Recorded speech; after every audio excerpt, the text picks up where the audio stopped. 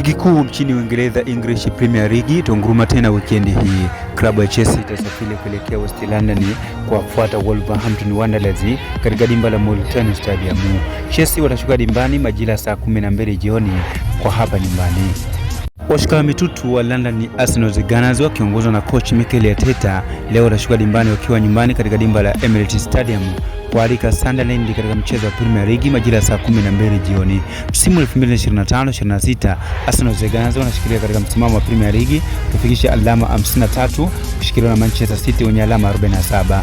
West Ham United baada ya kupoteza dhidi ya Chelsea watasafiri kuelekea North England kuwafuata Burnley katika dimba la Turf Moor, mchezo ambao utapigwa majira saa 12 jioni kwa majira ya hapa nyumbani.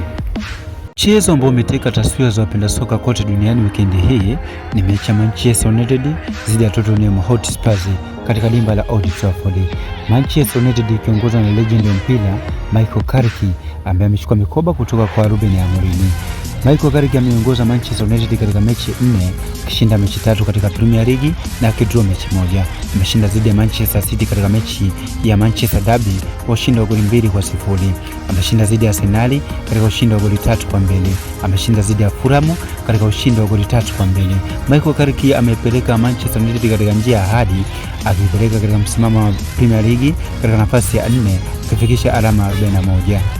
Baada ya kupoteza katika mchezo wa mwisho kwenye Premier League dhidi ya Brentford kwa kichapo cha goli 1, kocha Unai Emery na vijana wake wa Aston Villa lazima kusafiri weekend hii kuelekea South England kuwafuata FC Bournemouth katika mchezo wa Premier League majira saa 12 jioni katika dimba la Vitality Stadium.